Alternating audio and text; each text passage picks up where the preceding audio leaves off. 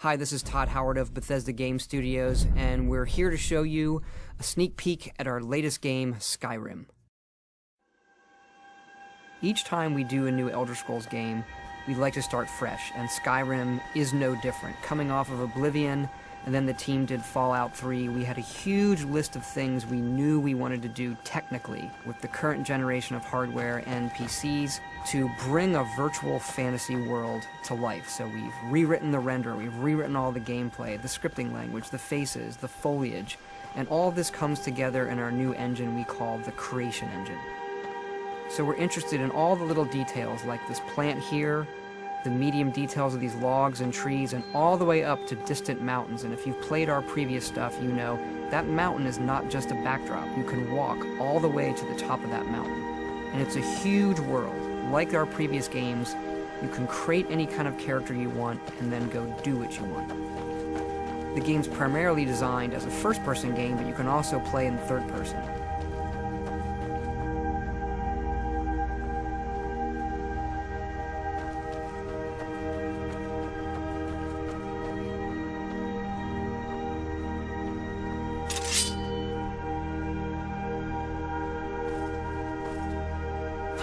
Our big motto for Skyrim is, you are who you play. So whatever you have in your hands, or whatever you're using, you're going to get better at, and then you're going to level up. The right trigger does your right hand, and the left trigger does your left hand.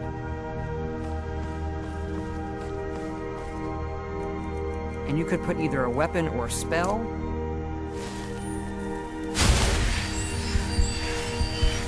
You can also dual-wield spells. What's really cool here is, if you put the same spell in both hands and pull both triggers, you can get a bigger, more powerful version of that spell. Up here we have standing stones. There are 13 of these throughout Skyrim's landscape, and they give you special abilities, but you can only have one of these active at a time.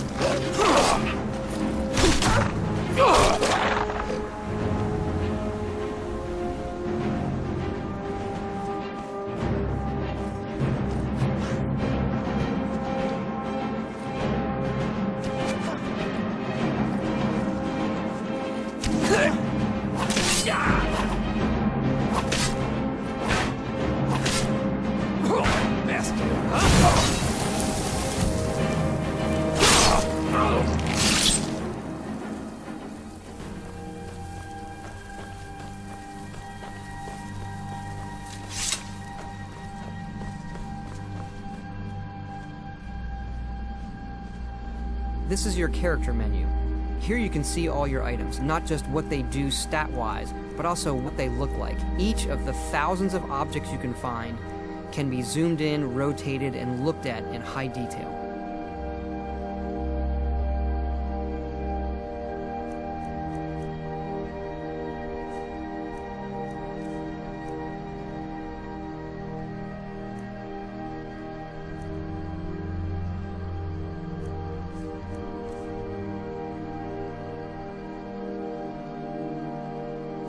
With the skills menu, you look to the heavens, and here you can see all of your skills, how they're progressing, and as your skills increase, you'll push yourself to leveling up.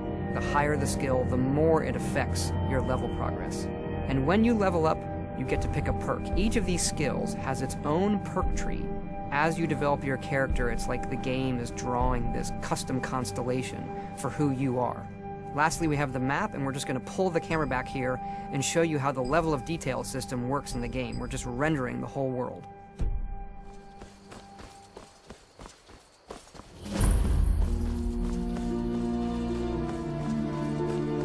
dragon! I saw a dragon! What? What is it now, Mother? You keep on like this, Ain't every day we get visitors in Riverwood. Gerder's family first settled here as woodcutters a few generations ago. She and Hod run the mill. I make a decent living sharpening axes and fixing the sawmill.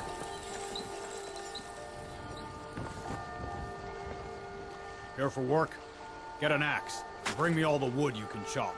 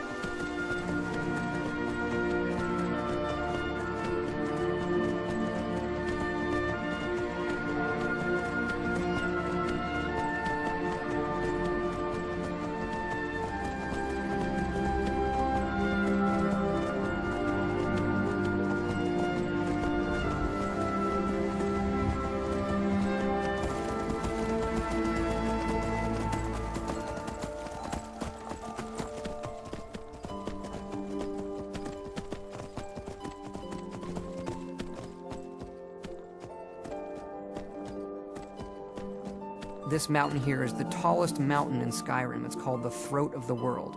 It is home to the Greybeards, who are masters of the voice.